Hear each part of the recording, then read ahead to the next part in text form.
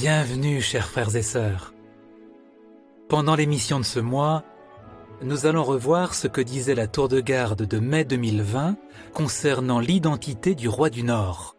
Et nous verrons quelle influence cette information devrait avoir sur nous. Nous verrons aussi comment la persévérance nous aide à atteindre nos objectifs spirituels. Et nous aurons la joie de découvrir le premier épisode d'une nouvelle série conçue spécialement pour les jeunes. Voici l'émission de JW Télédiffusion de mai 2021.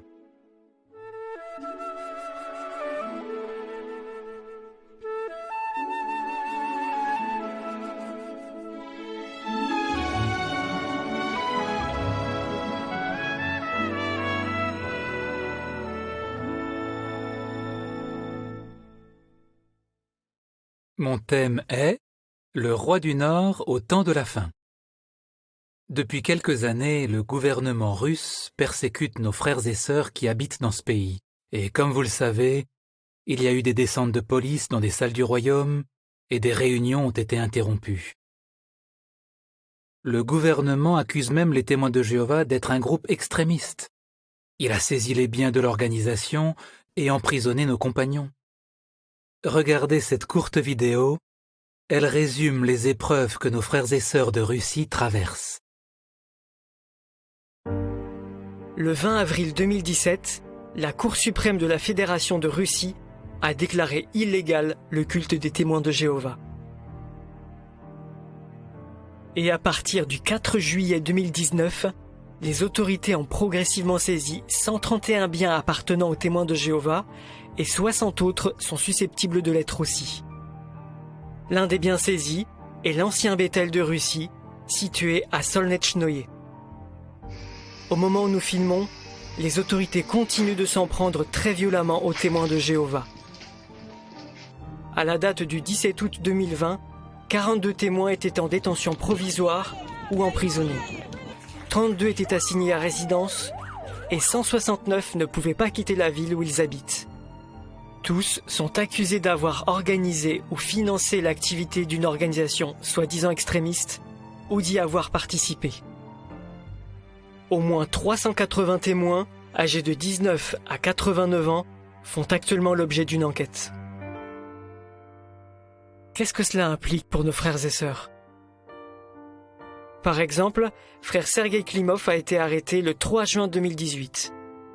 Les autorités locales ont engagé des poursuites pénales contre lui. Et il a été placé en détention provisoire pour 2 mois.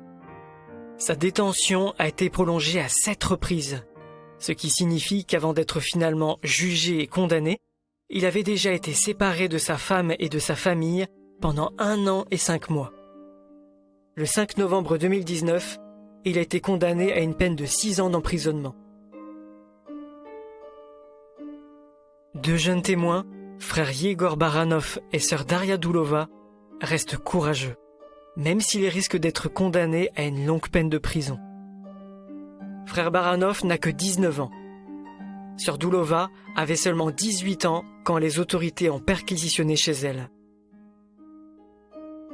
La salle de presse sur jw.org nous tient au courant des derniers événements. Cette page contient des liens qui renvoient à la liste des témoins actuellement emprisonnés pour leur foi. Ça nous permet ainsi de prier pour chacun d'eux. Nos frères et sœurs de Russie sont déterminés à rester fidèles à Jéhovah malgré l'opposition. Ils mettent leur confiance en lui, convaincus que Jéhovah est de leur côté.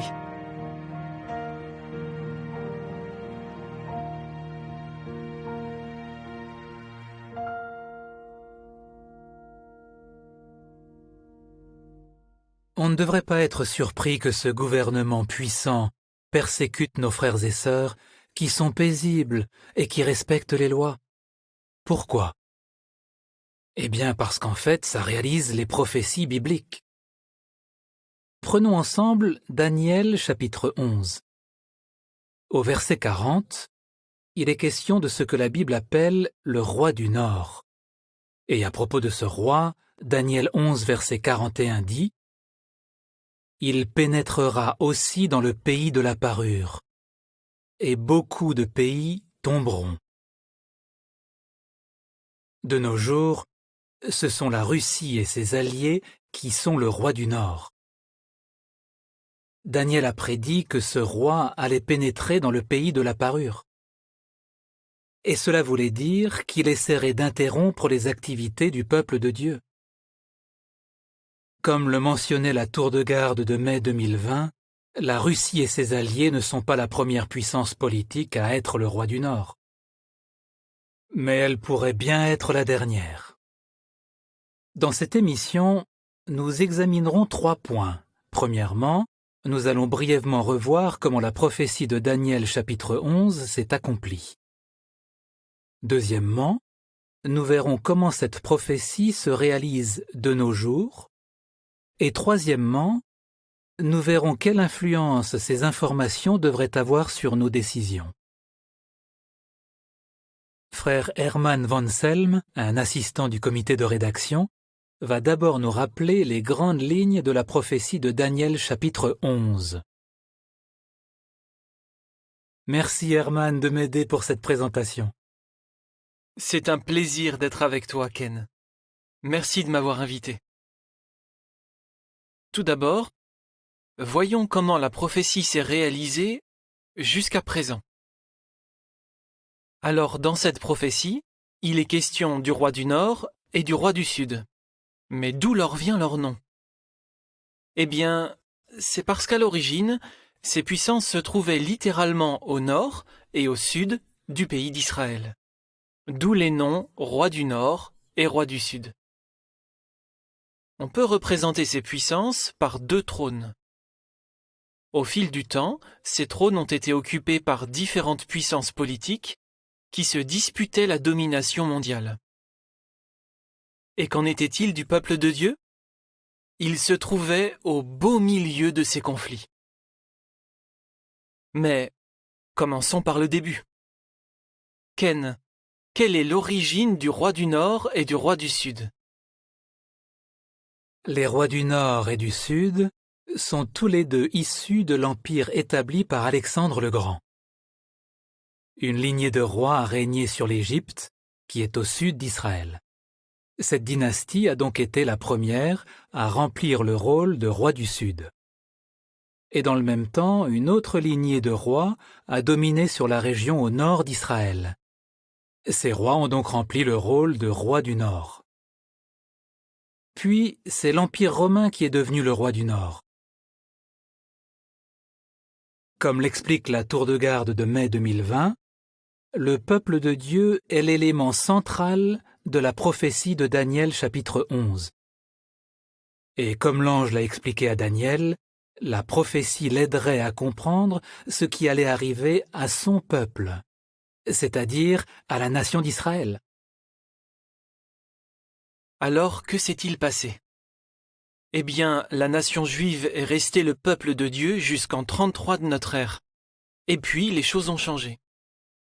Jéhovah a répandu son Esprit Saint sur les disciples de Christ, et à partir de là, l'assemblée des vrais chrétiens est devenue le peuple de Dieu.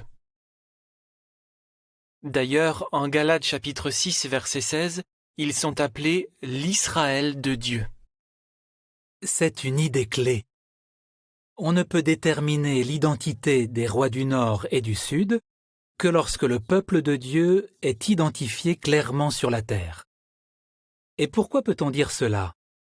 Parce que, comme nous venons de le voir, l'ange a dit à Daniel que la prophétie se concentre sur le peuple de Dieu. Au IIe siècle de notre ère, comme de la mauvaise herbe, les faux chrétiens ont envahi le vrai christianisme. Dans l'exemple du blé et de la mauvaise herbe, Jésus avait prédit cette situation. On trouve cet exemple en Matthieu chapitre 13, versets 36 à 43.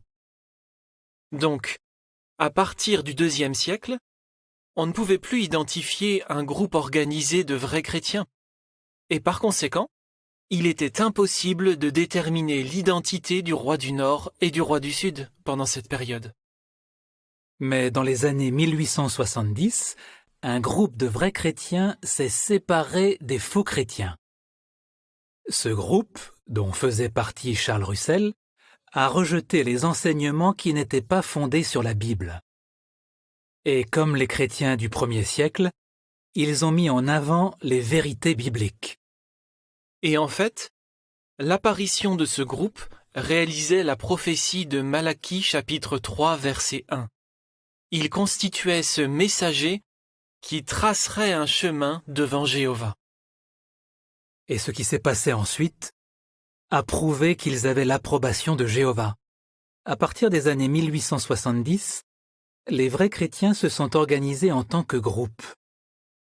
Il est alors devenu possible d'identifier les puissances politiques qui remplissaient les rôles de roi du Nord et de roi du Sud. À ce moment précis de l'histoire, la Grande-Bretagne était la puissance politique dominante et elle remplissait le rôle de roi du Sud. Étonnamment, c'est aussi dans les années 1870 que l'Empire allemand est apparu et qu'il s'est opposé à la Grande-Bretagne pour dominer le monde.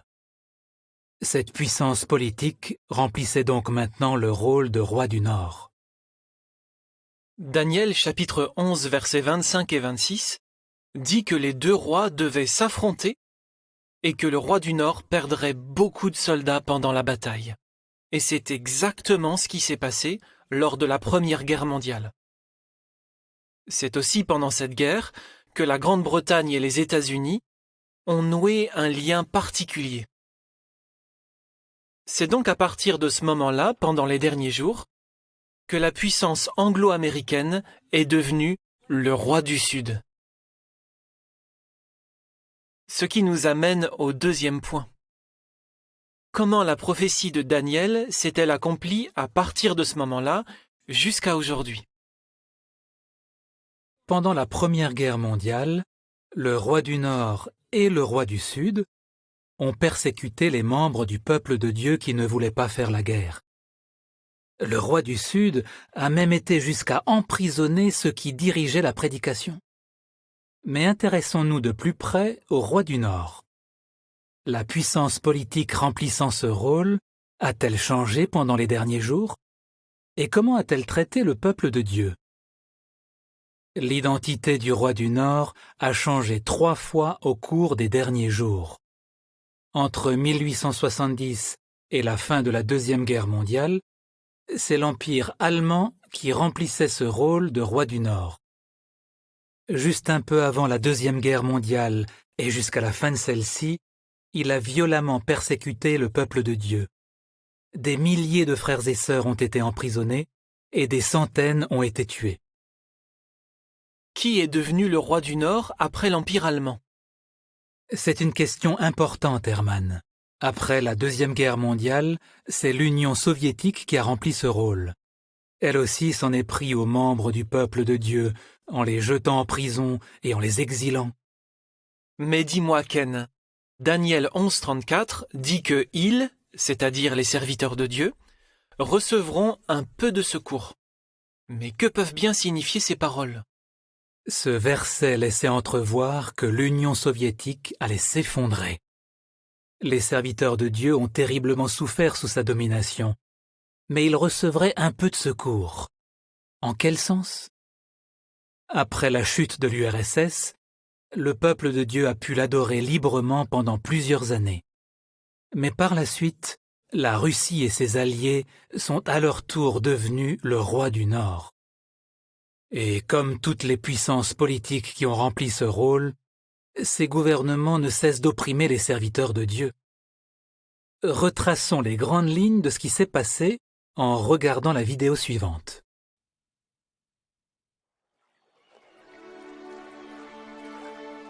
Daniel a annoncé l'apparition de 2 rois rivaux, le roi du Nord et le roi du Sud. Comment cette prophétie s'accomplit-elle?